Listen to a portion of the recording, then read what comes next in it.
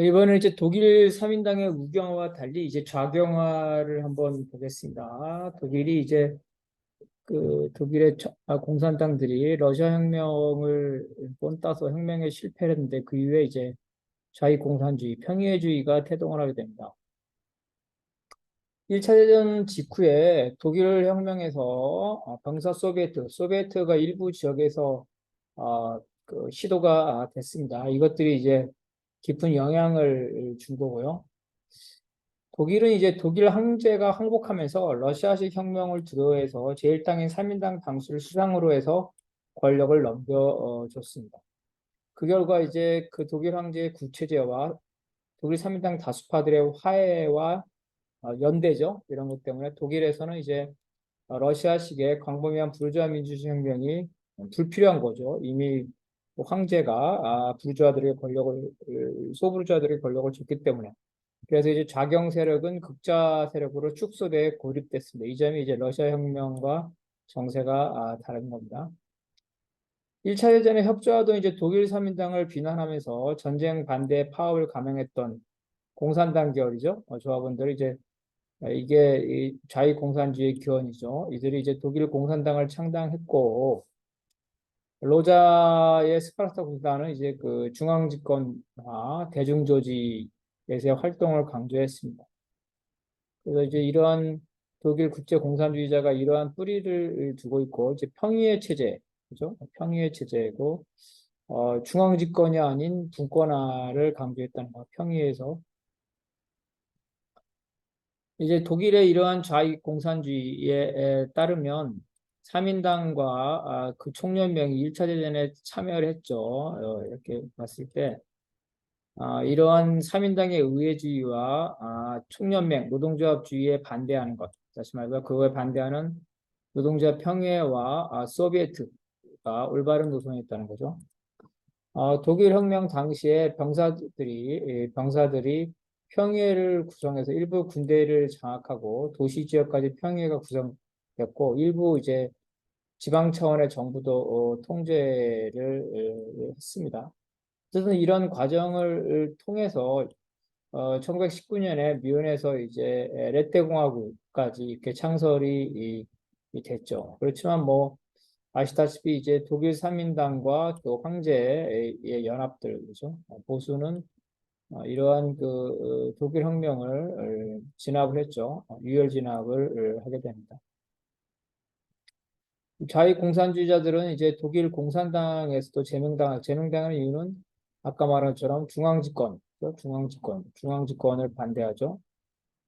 당의 중앙집권을 반대하고 분권화, 그죠? 평의회 이런 것들이 이제 전통적인 레닌주의 정당에 적절하지 않기 때문에 제명을 당하고 별도의 이제 독일 공산 노동자당을 창당했지만 쇠퇴를 합니다. 일부가 제3 인터내셔널에 이제 그 합류를 했고요. 그래서 안토니 파네쿠 등 이러한 사람들이 이제 대표적인 이론가입니다. 이들은 이제 그 레닌식의 전위정당과 중앙집권에 반대했을 뿐만 아니라 결국은 레닌식의 러시아 볼셰비키 혁명이 부르주아 혁명이었다. 이렇게 주장을 하게 됩니다. 또한 이들은 그 당시에 세계 자본주의가 이미 쇠퇴기에 들었고 특히 독일에서는 정치 경제적 상황이 프롤레타리아 혁명이 발발한 만큼 객관적 조건이 돼 있다는 거죠. 객관적 조건이 무료했기 때문에 독일 혁명의 문제는 독일 프롤레타리아의 의식이다. 마음먹기에 달려있다는 거죠. 그래서 이러한 혁명에 고조된 시기에 의회를 통한 이러한 개량주의적인 거, 그죠? 기회주의적인 거 이런 것들은 바로 이런 혁명을 가로막는 거라면서 의회 대신에 이제 평의의 체제를 주장합니다. 역시 마찬가지로 노동조합에 대해서도 비판을 하고 노동조합의 반혁명적성, 노조의 관료적인 것들 이런 것들이기 때문에 오히려 노조를 파괴하는 것이 독일에서 사회혁명으로 갈 수 있다. 노조를 파괴하고 공장 평의회를 해야 된다고 주장을 합니다. 이런 자위공산주의자들은 유럽 곳곳에서 전통적인 공산당에도 다 축출이 되죠. 이탈리아에서도 마찬가지로 축출이 됐고요. 이들은 이제 의회를 통한 혁명이라는 그죠? 혁명적 의회라는 말이 붙었지만 결국은 이거는 의회를 통하는 거기 때문에 이런 의회주의에 반대한다는 겁니다. 이들은 또 소련 레닌의 전위정당론과 레닌식의 혁명에 반대하고 소련이 그 부르주아 국가로 변질됐다고 비판을 합니다. 나아가서 소련이 주도하는 코민테른도 역시 이제 국제주의를 포기했다고 비판을 하고 코민테른의 통일전선 반칙, 사회민주당이죠. 사회민주당과 공산당이 협력하는 거, 이거에 대해서 반대하고 그 연장선에서 반파시오 민주주의 통일전선이라는 코민테른의 지침에 따라서 2차 대전에 참여하는 2차 대전은 이제 일본 군국주의와 독일 파시오에 대응하는 반파시오 전쟁인데 이러한 반파시오 통일전선에 반대한다는 것. 다만 당이 혁명적이라면 당의 필요성은 예외적으로 인정했고 노동조합에 대해서는 이제 프레타 의식이 단련되는 공산주의 학교로 파악했다. 무슨 말이냐면 공산당 독일의 좌익 공산주의는 노조를 전면 부정했는데 이탈리아의 자유 공산주의는 그렇지 않다는 거죠. 이와 같이 자유 공산주의는 나라마다 조금씩 다른 점이 있습니다. 그래서 어, 다양한 주장을 펼치는데 몇 가지 공통점이 있다는 거죠. 그거는 바로 이제 레닌의 전위정당론, 그리고 중앙집권, 민주집중제를 부정하고 이러한 레닌식의 공산당을 독재 집단이라고 보게 됩니다. 로자와 유사한 주장을 하는데요. 정당은 노동계급을 지도하는 것이 아니라 선전선동하는 것. 선전선동만 하면 되지 지도할 필요는 없다는 거죠. 이들을 이제 말하면 노동자 평의회는 혁명이 성숙할 때 자발적으로 등장하는 조직이고 이 혁명 평의회가 노동자 계급의 권력 자체이기 때문에 공산당의 지시에 복종할 필요 없다. 즉 혁명 평의회와 공산당을 대립하는 거죠. 그래서 레닌식의 공산당에서는 바로 이러한 평화주의자, 자유공산주의자들을 축출하게 됩니다. 자유공산주의자들은 이제 소련이 국가자본주의 체제라고 하고 주장을 하게 됐죠. 그래서 이들이 말하기를 러시아 혁명은 초창기에는 도시에서는 프롤레타르 혁명과 농촌에서는 부르주아 혁명, 즉 이중혁명으로 시작됐지만 결국은 부르주아 혁명으로 변질됐다는 겁니다.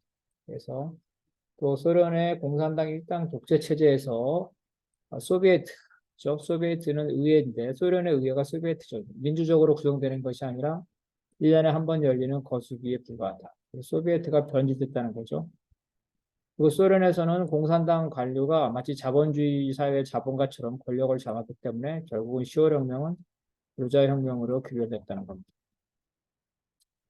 영국의 자유공산주의자들도 다양한 입장을 했는데 그중에 선거 참여를 거부하는 입장이 있고 선거 참여를 동의하는 입장도 있었습니다. 그리고 부르주아 민주혁명과 그 사회민주주의 정당과 전술적인 협력을 한 레닌의 공동전선 이것도 역시 이제 거부를 했습니다. 그래서 영국의 자유공산주의자들은 의회 참여, 선거에 참여할 것이냐. 그 다음에 영국의 노동자당이죠. 원내정당이죠. 원내정당에 대한 입당 전술의 차이 때문에 분열에 대해서 단일한 공산당을 건설하지 못하고 있었습니다. 이에 이제 레닌이 이 자익수학병에서 의회를 참여해야 한다는 거죠. 그래서 의회 참여 거부는 오류다. 의회 참여 거부는 오류라는 겁니다. 그렇다 하더라도 의회 참여 문제 가지고 서로 공산당들이 분열되는 것은 옳지 않다. 그래서 이제 의회 참여 문제에 이 부분에 대해서는 서로 의견이 다른 것을 서로 인정하고 하나의 당으로 가야 된다.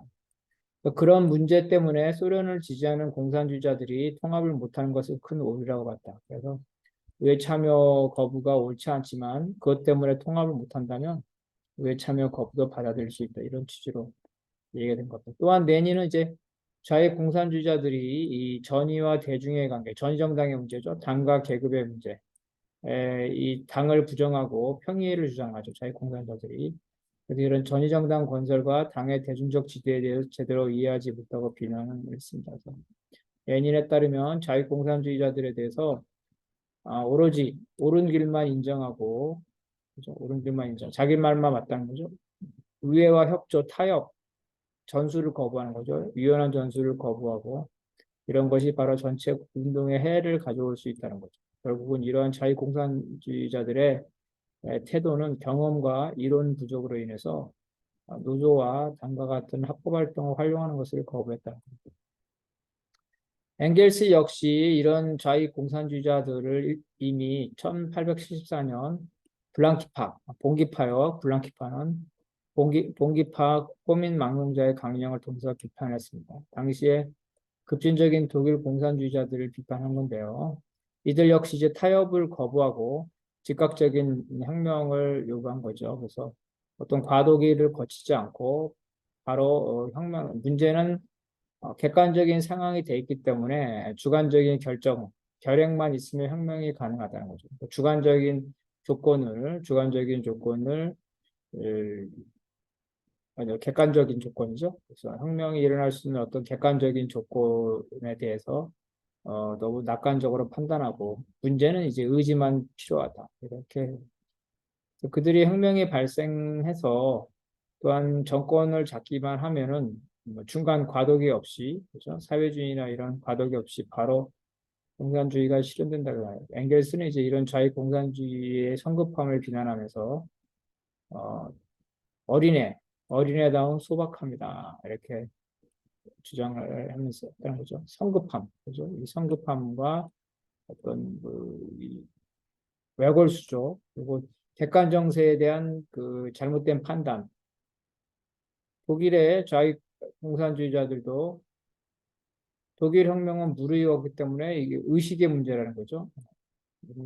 객관적인. 근데 사회적 조건은 그렇지 않았죠. 러시아와 달리 황제가 독일 3인당과 협력을 했기 때문에 러시아보다는 혁명 정세가 훨씬 불리한 정세, 이런 객관적으로 불리한데 이걸 객관적으로 유리했다고 잘못 판단을 한 겁니다.